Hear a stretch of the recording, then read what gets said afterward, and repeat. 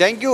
ನಾನು ಮೈಲಾರಿಪಡ ಬೆಳಗಾವಿಯ ಜಿಲ್ಲಾ ವರದಿಗಾರ. ಹೈನೋದ್ಯಮ ಅಂದರೆ ಸಾಕಷ್ಟು ಬರಗಾಲ ಇರುವಂಥದ್ದು, ಕೆಲವೆಡೆ ಅತಿಯಾದ ಮಳೆ ಆಗ್ತಾ ಇದೆ, ಒಂದು ಕಡೆ ಮಳೆ ಪ್ರಮಾಣ ಕಡಿಮೆ ಆಗಿರುವಂಥದ್ದು. ಹಾಗಾಗಿ ಹಾಲಿನ ದರವನ್ನು ಹೆಚ್ಚಳ ಮಾಡಬೇಕು ಅನ್ನೋ ನಿಟ್ಟಿನಲ್ಲಿ ಸಾಕಷ್ಟು ಬೇಡಿಕೆಗಳಿರುವಂಥದ್ದು. ಹಾಗಾದರೆ ಹೈನೋದ್ಯಮ ಹೇಗೆ ನಡೀತಾ ಇದೆ ಅನ್ನೋದನ್ನು ತೋರಿಸುವಂಥ ಕೆಲಸ ಮಾಡ್ತೇನೆ. ಸದ್ಯ ನಾನಿರುವಂಥ ಸ್ಥಳ ಬೆಳಗಾವಿ ತಾಲೂಕಿನ ವಡಗಾವಿ ದಾಮ್ನ ರಸ್ತೆಯಲ್ಲಿರುವಂಥ ಒಂದು ಈ ಒಂದು ಫಾರ್ಮ್ ಹೌಸ್ ಅಲ್ಲಿರುವಂಥದ್ದು ಗಮನಿಸ್ಬೋದು. ಸುಮಾರು 40ರಿಂದ 50ಕ್ಕೂ ಹೆಚ್ಚು ಜಾನುವಾರುಗಳ ಸಾಕಾಣಿಕೆಯನ್ನು, ಹೈನುಗಾರಿಕೆಯನ್ನು ಈ ಒಂದು ಪ್ರದೇಶದಲ್ಲಿ ಮಾಡ್ತಿರುವಂಥದ್ದು. ಜೊತೆಗೆ ಅಮೂಲ್ ದೇಸಾಯಿ ಎಂಬುವರು ಈ ಒಂದು ಫಾರ್ಮ್ ಹೌಸ್ ಇಟ್ಕೊಂಡು ಕೆಲಸವನ್ನು ಮಾಡ್ತಾ ಇದ್ದಾರೆ. ಆದರೆ ಬರುವಂಥ ಸರ್ಕಾರದಿಂದ ಬರುವಂಥ ಪರಿಹಾರ ಕೂಡ ಬರ್ತಾ ಇಲ್ಲ, ಜೊತೆಗೆ ಸರಿಯಾದಂಥ ದರ ಕೂಡ ಇಲ್ಲ, ಜೊತೆಗೆ ಸಾಕಷ್ಟು ಮೇವಿನ ಕೊರತೆ ಕೂಡ ಆಗ್ತಿರುವಂಥದ್ದು. ಇದರಿಂದ ಹೈನೋದ್ಯಮಕ್ಕೆ ಸಾಕಷ್ಟು ಹೊಡೆತ ಆಗ್ತಿರುವಂಥದ್ದು. ಹಾಗಾಗಿ ನಮಗೆ ಸರ್ಕಾರ ಹೆಚ್ಚಿನ ದರವನ್ನು ಕೊಡಬೇಕು ಅನ್ನೋ ಒತ್ತಾಯವನ್ನು ಕೂಡ ಮಾಡ್ತಿರುವಂಥದ್ದು.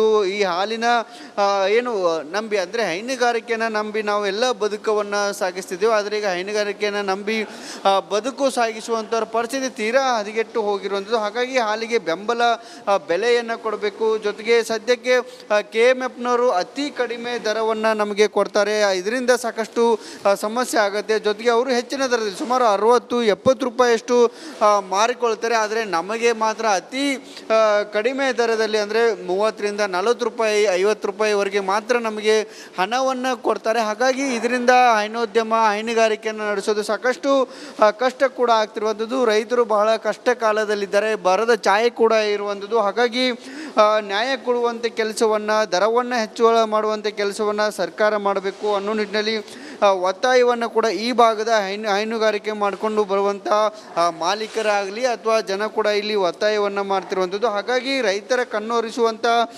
ಕೆಲಸವನ್ನು ರಾಜ್ಯ ಸರ್ಕಾರ ಮಾಡುತ್ತಾ ಅನ್ನೋದನ್ನು ಕೂಡ ಕಾದು ನೋಡಬೇಕಿರುವಂಥದ್ದು. ಕೂಡಲೇ ಹಾಲಿನ ದರವನ್ನು ಹೆಚ್ಚಳ ಮಾಡಬೇಕು ಅನ್ನೋ ಇಲ್ಲಿ ಒತ್ತಾಯವನ್ನು ಕೂಡ ಮಾಡ್ತಿರುವಂಥದ್ದು. ಸುಮಾರು ಗಮನಿಸ್ಬೋದು, ಈಗಾಗಲೇ ಹಾಲನ್ನು ಕೂಡ ಕರೆದು ರೆಡಿಯನ್ನು ಮಾಡಿಟ್ಕೊಂಡಿರುವಂಥದ್ದು.